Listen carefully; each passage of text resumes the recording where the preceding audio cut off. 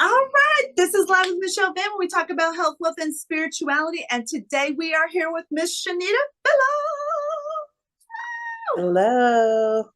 Hello, hello, hello. I am so excited that you are here today to share with us a little bit about what you do in the world. Tell us the name of your business and what you do. Thank you. And I'm honored for the invite. My name is Shaunita Phillips. I have a holistic health spa and I'm a doula here in Wichita, Kansas. I serve predominantly our Black and Brown community because we are the ones with the most disparities, and I want to take care of the women that look like me. Yeah. So if people don't know, what is a doula? That's a good question. People ask that all the time. Lightweight, I say I do everything besides catch the baby. But a doula is a person that provides emotional support from the moment that they realize that there was right after conception. And so we go to prenatal appointments. We are there through active labor. We offer postpartum support. We help prepare for breastfeeding in advance so moms aren't overwhelmed with trying to figure it out once the baby gets here. So it's kind of creating a birth plan of having an experience of pregnancy versus having the normal hospital procedure. Mm-hmm. So when you think about that, when you think about being a doula, what brought you to that? Because it's not like you just, when kids are thinking about, oh, these are all the things I want to do, that isn't probably the one thing that's on the list that they go, oh, that's what I want to do. Right. Because I worked in the Wichita Public Schools, different positions for 15 years. What the change was my oldest daughter, Lachey, getting pregnant. And so at the time, I transitioned from Wichita Public Schools to Wichita State University, and I was a college access advisor. And it was right in the middle of COVID. And so I was able to go to doctor's appointments and stuff with her to support her emotionally already. But when it was time for me to go back to North High School, I could no longer go to those appointments with her. And I mean, whether you have a partner there to support you, sometimes you want your mother there, right? And Right. so I don't think that she missed it as much as I did, but I was like, oh, Lord. So I happened to have a conversation. The first baby. Yeah, I was like, I want to be at all of the appointments. I want to know everything. I don't want the three-way conversations. I want to be there. And so I shared with one of my friends, Joy Barnes. I was like, I don't know what I'm going to do. I don't want her to not have someone to ask questions that have had prior birthing experiences with my daughter. And she said, you need to get her a doula. And so I went home that night, got online, Googled doulas in Wichita, learned more about them, and ran into Sapphire Garcia. And so she ended up being my daughter's doula, which was amazing. And so she was going to appointments with her and all of those things. But being a doula is bigger than just being in the hospital because she was at my daughter's home helping her with different positions and stuff. My daughter wanted a natural labor. So all of these things are being practiced before I could say it's game time. And so being a support person, I was able to learn positions and everything like that with her and meet Sapphire. And she had just received a grant at the time and asked me, was I interested in being a doula? I was like, oh no, this. She was like, well, you already have the personality for it, Shaunita. I can teach you the skill. I was like, oh no, my baby is 18. And so that was my fear and gist of it. But after kind of having that experience, things started feeling natural to me. And so it was 9 other women. And so we did all together, interviewed, and here we are. So there's, of course, training, because you're not just going out here, doing this without any training. Yes. When we think about the midwife versus maybe what we're looking at in a doula now, kind of what's the difference? I think the difference between a midwife, they do more of the procedures that doctors would do. So far as cutting the umbilical cord, when baby's head is getting ready to come down, the only move I can think of is when you do Mhm. like this to open up and prepare the cervix. On the flip side, doulas have more of the cozier external things. So I love to be able to come in with essential oils, hot stones, massages. We can do different positionings. We can do some walking, all the things that can alleviate pain Mhm. versus the things that midwives can do far as prescribing medication, all of those things. Everything that can be done naturally, blood pressure checks, kind of all of those things externally is what a doula can provide for moms. All right. This is Live with Michelle Van. We are talking with Miss Shaunita Phillips, and we will be right.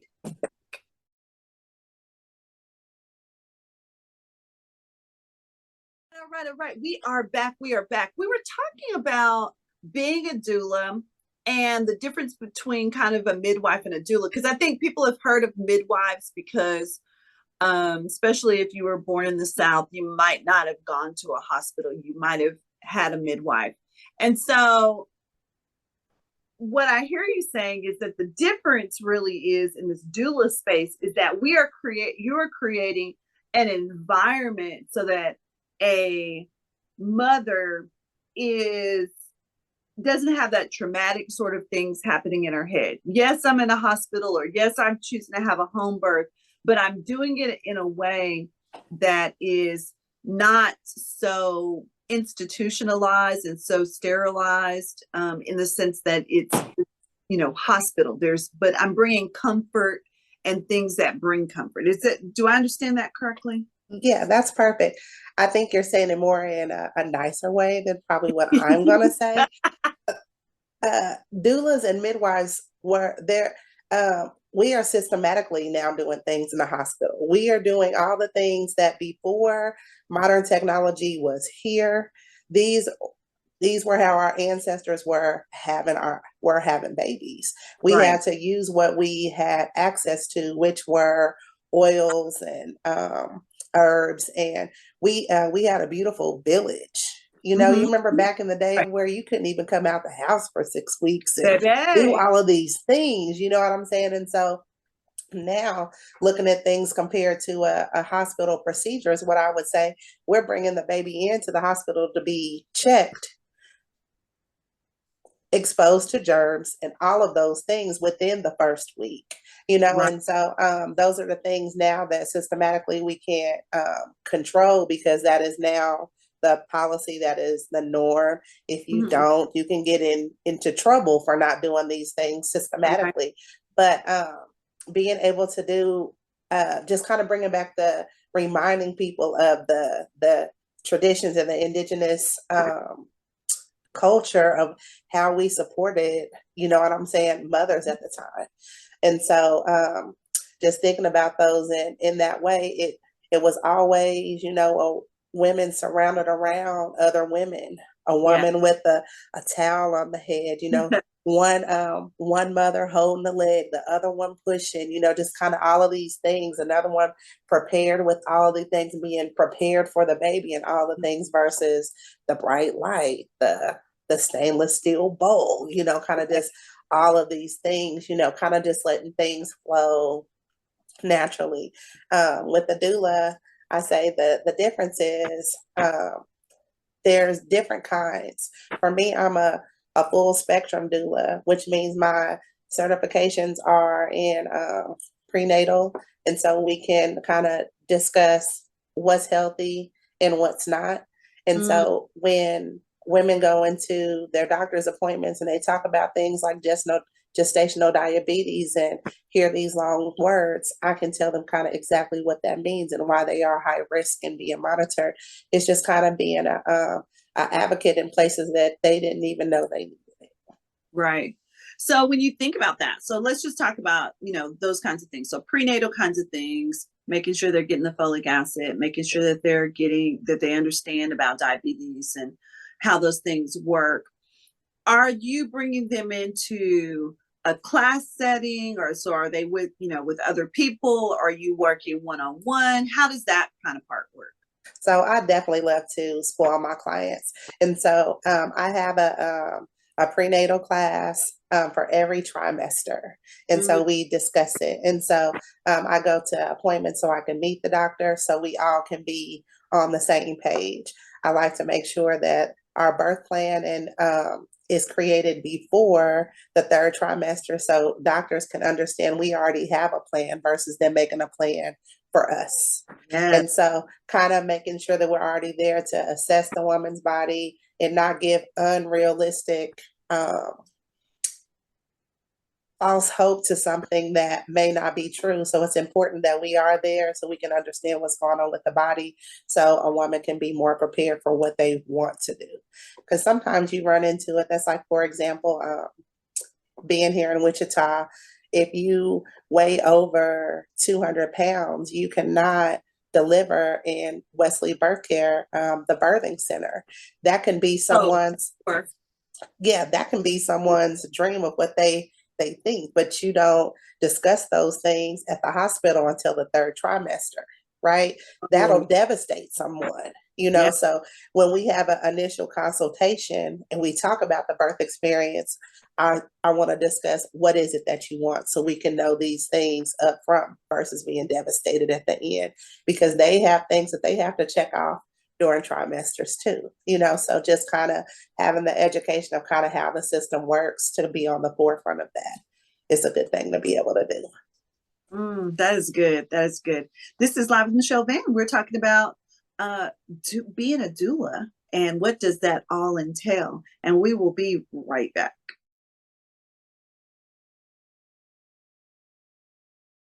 So we were talking about having a birth plan, and I think that's not language that many of us have had, because traditional doctors aren't creating, in a sense, a birth plan, or at least they're not sitting down with you and having those conversations. I think my birth plan kind of came at hey, I had a cesarean the first time. Can we just do that the second time? And she was like, and then she looked Yeah, at it again and she was like, so let's go ahead and schedule a time. yeah. Not coming. Yeah. That wasn't really a plan. It was a plan, but it wasn't a plan. And Yeah. so let's talk about, what does a birth plan really look like? So being a holistic health coach um, and having a health spa made me really look at wound conditions. And so being a doula, you can expect some wound trauma, right? And Mhm. so in the birth plan, it's good to look at what has happened prior, right? And so to support a woman in its full capacity, you kind of want to learn about the person. And so on the birth plan, you do want to know if a woman has had a miscarriage before. Is it Mhm. their first birth? Do they have they had a C-section? Did their parents have C-sections? And kind of all of those things. And also, if they have experienced some form of wound trauma, sexual abuse, it's good Right. to be able to be on the forefront to be able to know that we don't want extra students in the room. No, we do not want male providers. Those are Right. things to be able to Not create not more. add any extra anxiety Yeah. to it ahead of time, because those are not the things that um, doctors are going to be thinking about. And so having a plan in place to be able to discuss that, already work through those emotions versus going through that during the appointment, that can already be something that can be discussed. I can already take to the birth care center or to the hospital so they can be prepared. So, for example, if they call and say, Shaunita, I think it's time we're going in, I'm at 4. Mhm. As I'm grabbing my bag to get ready to go, I'm also calling up to the hospital because I've already taken the birth plan up there to remind them when my client gets there, there should be no men in the room because this client has experienced, A sexual trauma. yes. Yeah, that And is so, so good. but just different things too. Do they want, are they open to having students in the room? Who do you want in the room? Um, do Are you allowing visitors? Do you Mhm. want me to answer the phone for you? Mhm. Just kind of all of those things. Do you want a code to come in? Only let my mom in, or all of these things, just kind of those things. And even running into women that have had domestic violence issues and different things like that, just protecting them during the time of their are trying to have their children, because we just want them to all around to be able to feel honored and feel safe. And it's a vulnerable time. I mean, you're Yeah, in a lot of pain and don't really, I mean, you know what's going on, but you don't know what's going on. So anything could happen. exactly. And you, when you're in, I want to say, when we're in our calm mind, we can say, this is what I want. But once that pain gets to kicking in, I can remind you of your birth plan, and this is what you said. But girl, I don't care. Go get Oh, whatever you. drugs. And And I so said, long as epidural, they are in, epidural. long as they are in control, I'm okay with that. You know, just in life, we always try to have a plan. Sometimes I said, my God laughs at my plan. You know what I'm saying? Because I didn't even think that I would be here doing this. I loved being in education and teaching and those things too.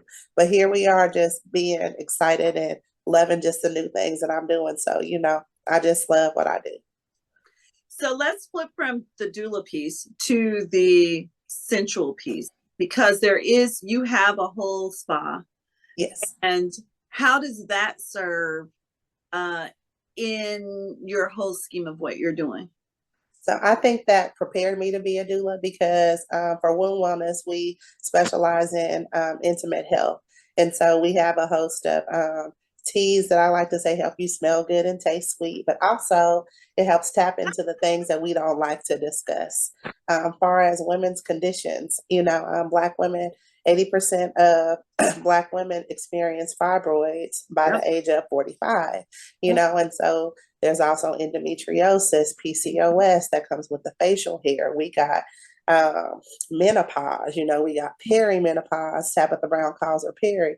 But I think we're just kind of in a time of where we're just starting to talk about these things. And Mhm. so those are things that I talk about all the time at the Essential Selections and Spa, so we can do things naturally. Um, I think this prepared me to be a doula as well because um, I've gotten comfortable with having those uncomfortable Conversation. conversations. Yeah, Yeah. Yeah. making jokes out of it kind of makes it easier, kind of settles it just a little bit. Brings the heat. Definitely not traditional, but yeah. All right. We are talking to Shaunita Phillips, and this is Live with Michelle Van. I don't know why I can't talk. Live with Michelle Van, where we talk about health, wealth, and spirituality, and we will be right back.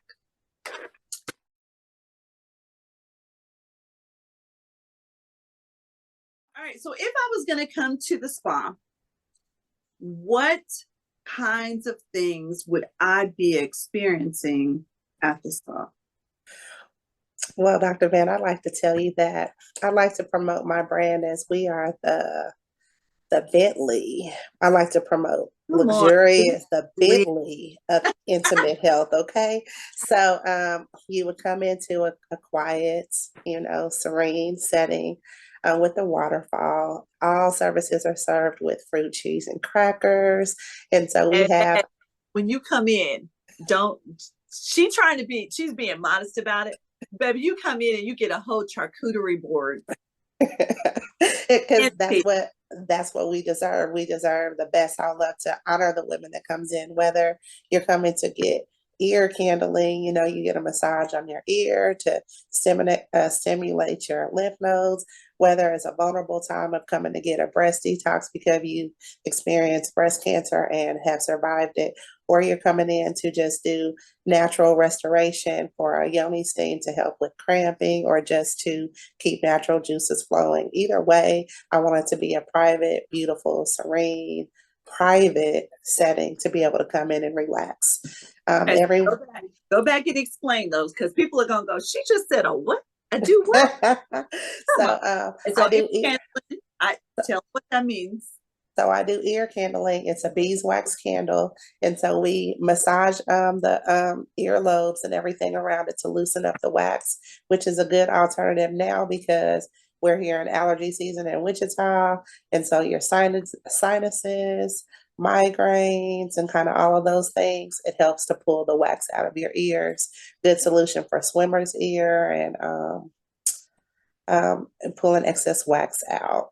If you got vertigo, especially not vertigo, especially if you are at a certain age, it is absolutely helpful.